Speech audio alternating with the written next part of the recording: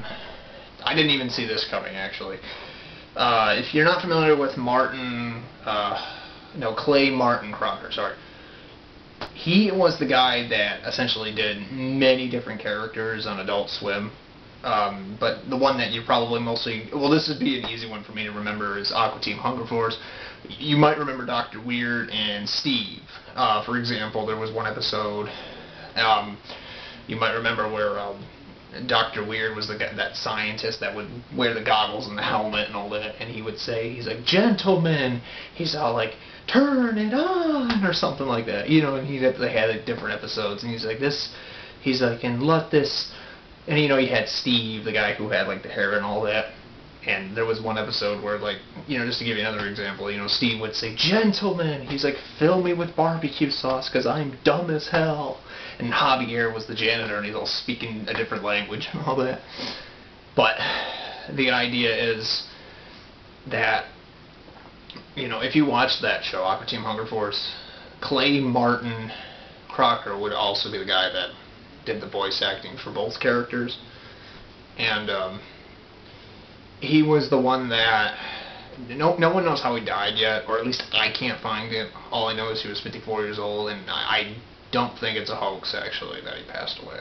But it's sad, because now it's like, you know, what will they do if like, for example, what will they do if, you know, how will they do more episodes of, like, later shows that were actually inspired by him and what he did? Because it is sad, it is. You know, that he passed away the way he did. Because, you know, I remember those shows. I never met him. One of my friends, Edward, went to Comic-Con 3 years ago. This is what he was telling me. And he actually met Clay himself. And I don't know if, because I know Edward, I know he doesn't lie, but, you know, I wasn't there with him. And I never met Clay himself, but, you know, growing up with these shows, though, you know, it's crazy to think that, you know, he probably, I don't know if, I mean, if you die at the age of 54, I mean, it's possible that maybe something happened, you know, like maybe bad health, or, you know, just to die so sudden, you know, because he seemed like he was in really good shape, like, you know, any other time, but I'll have to wait until the report comes out, and I'll update this.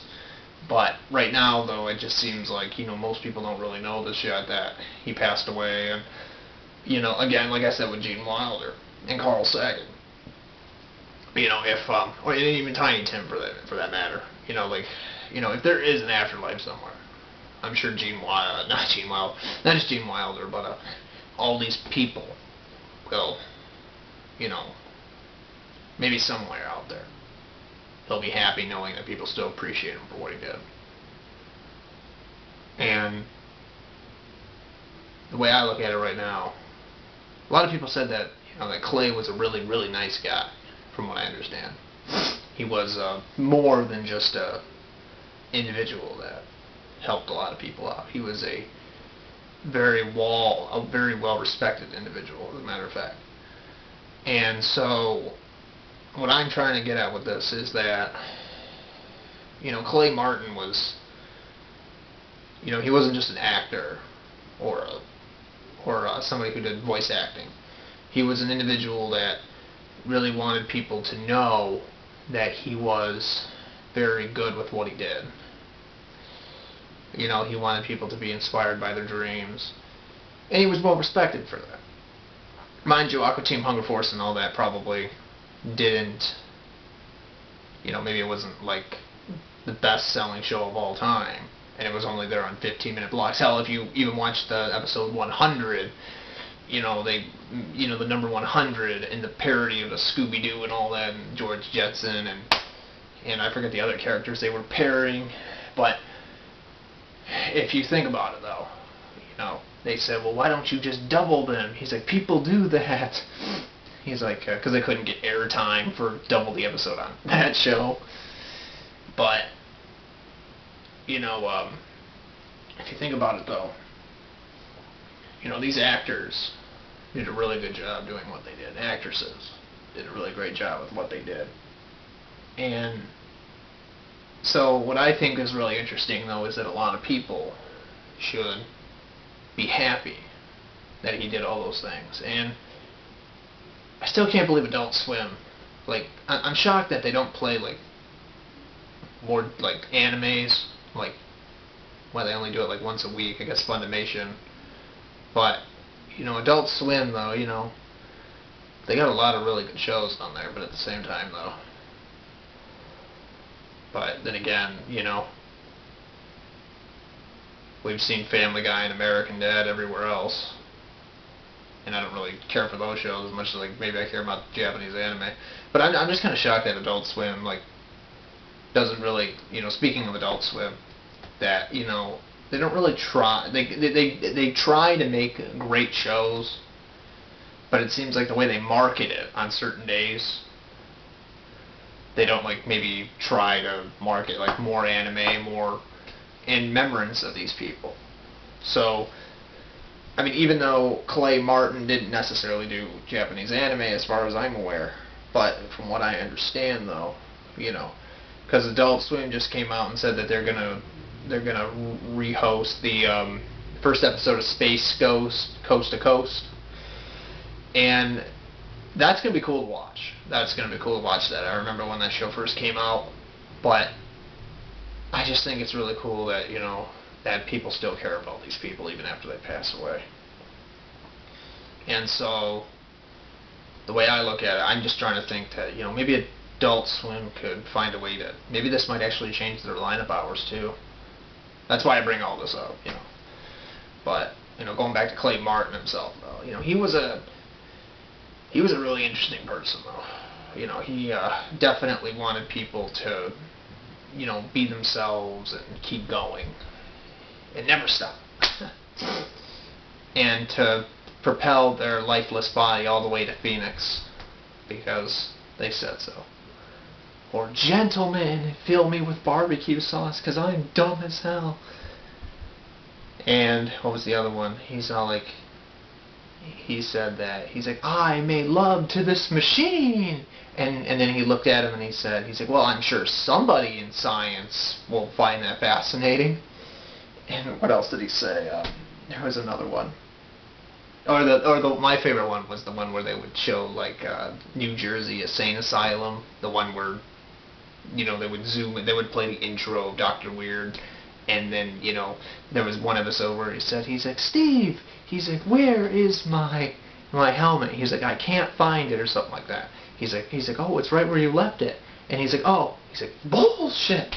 And then in the next episode, if you watch the next one chronologically, because Adult Swim plays, like, every episode, like, take Squidbillies, for example, they play the episodes in order from every season.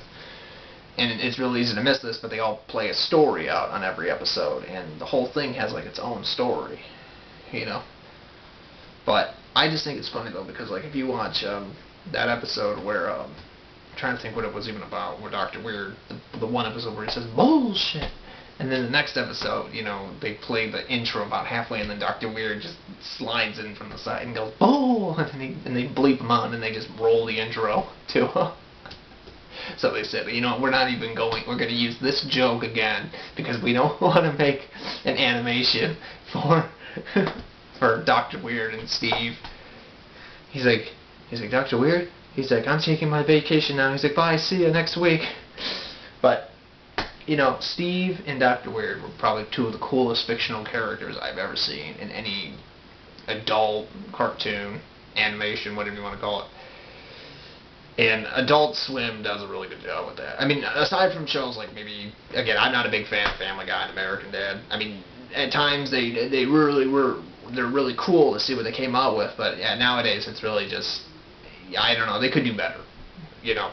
But that's just my opinion. You know, I'm not saying that I don't think that people shouldn't be able to enjoy them.